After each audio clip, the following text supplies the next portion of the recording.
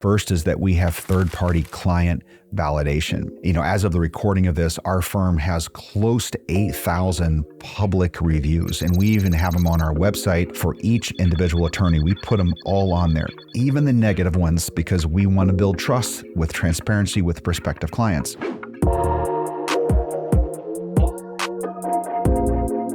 Well, hello and welcome to the J. Sterling Hughes Show, where we share the secrets and the strategies of how we are building a rapidly growing law practice. Over the past 9 years, we have grown from 0 to 25 attorneys and doing over $15 million in revenue.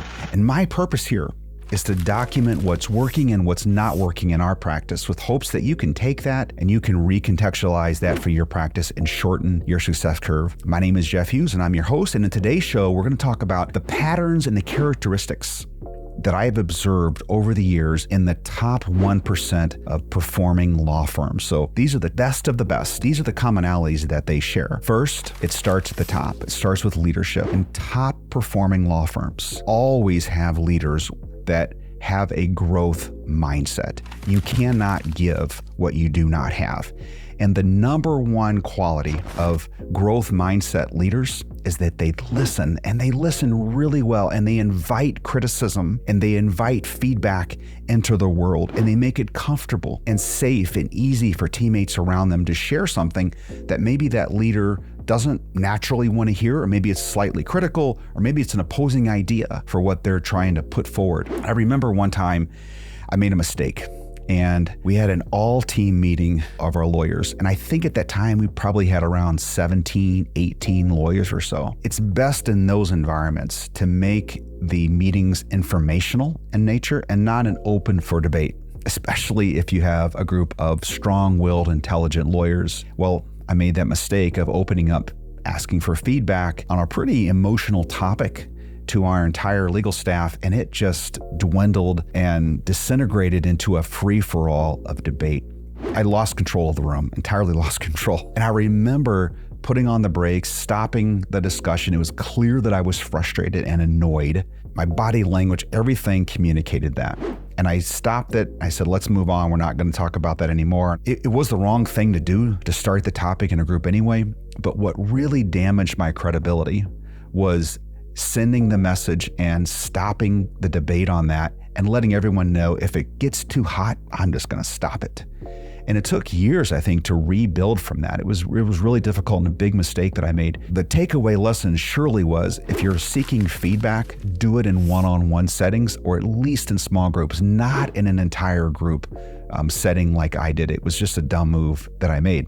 So that first quality of top performing law firms, it starts at the top with the leaders. And those leaders have a growth mindset that springs from listening, inviting feedback, inviting criticism so they can get better. And if you are lucky enough to have one or maybe a group of individuals around you who are willing to authentically and constructively share criticism with you, man, that is a gift. Protect that. It is so precious if you have that as a leader. The second characteristic of top performing law firms is that there is a simple, easy to understand plan in place. It is very difficult to have a plan and make it really simple consistently. What we tend to do when we create plans and strategies is to make them complicated. But if we can work hard enough, we can take those complicated plans, boil them down to the essence, make them very simple and easy to articulate to the team.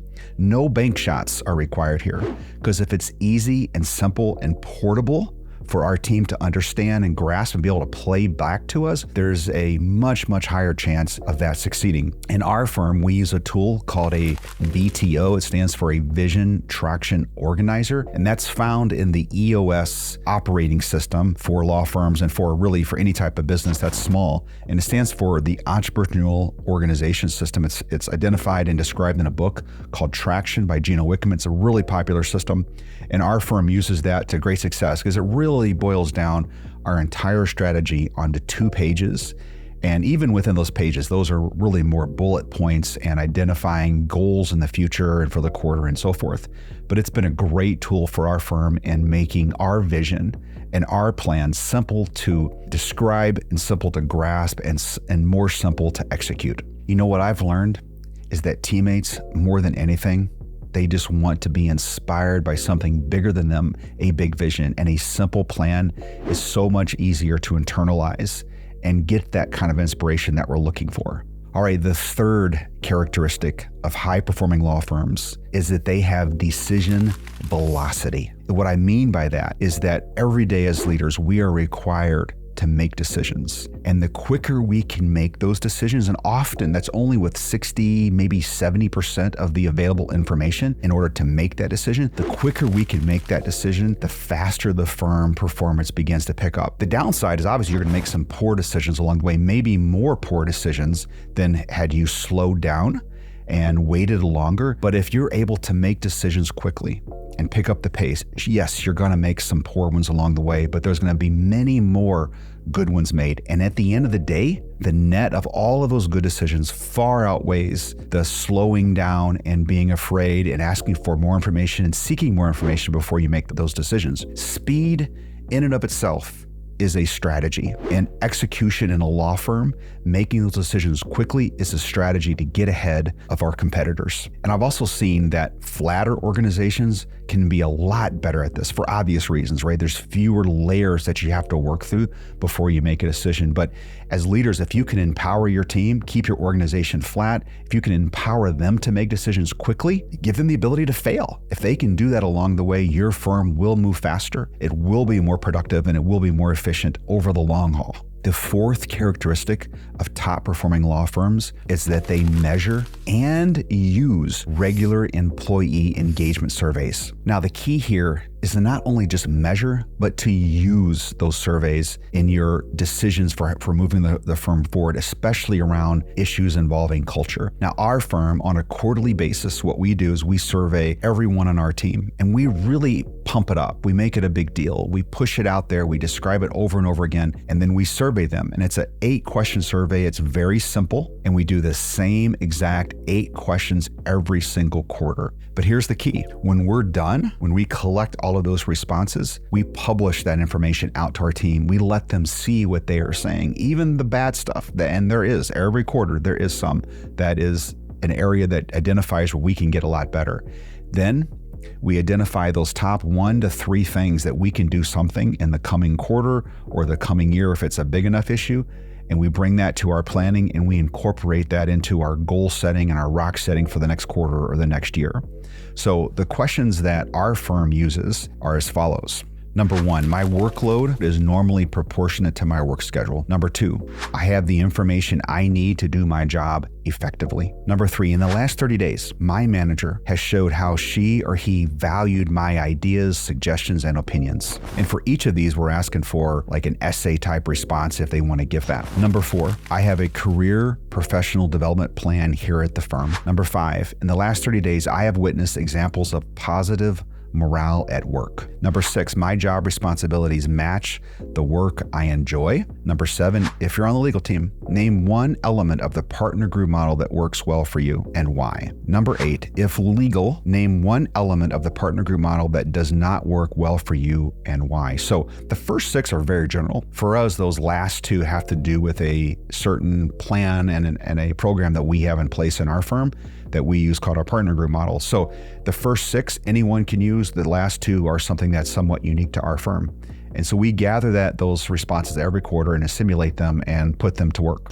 Number 5, the 5th characteristic of top performing law firms is that their leaders are transparent. They are not in the habit of hiding the ball. They can explain their logic really well when they're asked. And when they are asked things that they don't know the answer to, they're secure enough to say, you know what, I don't know, but I can get that answer for you. They're also really good at delivering bad news. They don't shy away from that. They're direct about delivering that bad news whenever it needs to be given, especially in a one-on-one performance type scenario, but also in a group setting as well when it involves the entire firm. If there's something that is the absolute foundation of a leadership relationship, it comes back to trust. And I have found that transparency is a shortcut to building trust. So when new teammates come into our firm, I get the opportunity to meet with all of them in their first day, and I give our story. And one of the things I talk about is that I'm really candid with, look, you don't know me. You have no reason whatsoever to trust me. Some people come in and they give me a certain amount of trust. Some come in extremely skeptical based on their past experiences, and they give no trust. It takes time to build that. And I let them know right up front, I'm going to do everything I can to share with you in an open, candid way, because I want to build trust with you as quickly as I can. I want to break down those walls so you trust my motives and what I'm doing, and I have to consistently follow through on that. And I put myself out there for them to hold me accountable to that type of behavior. And I want all the leaders on our team to do that, is to seek accountability from their team, to be transparent, to be candid about what's going on with the firm and why. The sixth characteristic of top performing law firms is that the teammates know and understand why they are winning. In our firm, our strategy is built around what we call our three uniques. And that's something that we get out of the EOS process. And these are the three things that we believe that our firm does that no other firm does all three of these. Some of them do one of these or two of these, but no firm does all three of these. And this is what makes us unique against our competition. And everyone on our team knows this, and they understand our emphasis around this. And the purpose of identifying these three things for our team is so that they know why we are winning and how we go about delivering a winning performance in the marketplace. So in our case, our three uniques come down to these three things. First is that we have third-party client validation. As of the recording of this, our firm has close to 8,000 public reviews, and we even have them on our website for each individual attorney. We put them all on there, even the negative ones, because we want to build trust with transparency with prospective clients. And over the years, we have built up 8,000 of these reviews. And as far as we know, there's no other family law firm that has this many. And we put those out there for everyone to see. They're all on our website, and they're listed under the attorneys' names. The second unique that our firm has is that we are 100% fixed fee, meaning when a client comes to us, they get certainty around what their fees are going to be. It's not left open-ended like an hourly type environment would. The third thing is that we are exclusively focused on family law. So we are very tightly focused around divorce and post-judgment cases and paternity cases. That's it. And so those three things taken together informs the building blocks of our winning strategy. And we're constantly sharing that with our team so they know and understand in a very simple way how and why we are winning as a team. The seventh characteristic of top performing law firms is that the pace of the practice is healthy and balanced. This particular characteristic is something that I've really struggled at. I have a tendency in my personality to be all gas all the time. And I need teammates around me who can be that voice that says, whoa, Jeff, let's slow up, hold on here, let's talk this through,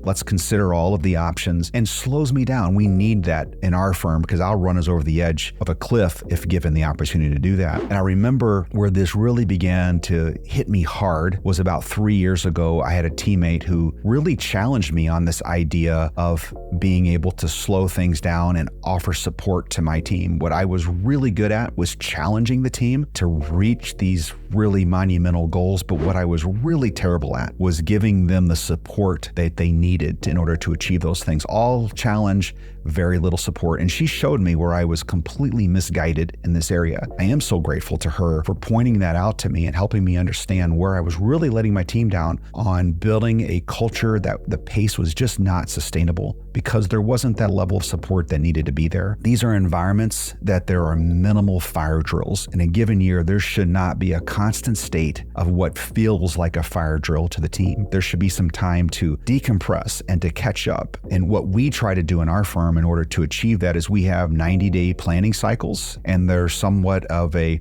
goal-setting, rock-setting time where we set our goals for that particular quarter that are going to push us toward the full year goal. In our case, we call them rocks for quarters and goals for years. That's part of the EOS process again. And we follow that really strictly. And as we hit our goals throughout this quarter, that gives us time to kind of reset and start that process all over again in the following quarter. You know, what I've seen is that a great sign of teams and firms that are healthy in this area is that they set their goals and they meet most of them, but not all of them. Meaning, if they meet all of them, there's that question, are you sandbagging? If they never meet their goals, that tells me that we're and we've done this many times, we're just pushing too hard. We need to slow down and give ourselves an opportunity to actually meet our goals occasionally. So there should be some healthy balance there of missing a few, but hitting most of them on a pretty consistent basis as the quarters go on. The eighth quality of top performing law firms is that the strongest teammates are the biggest supporters of the firm. What I have seen is that top performers, they love challenge and they love being around other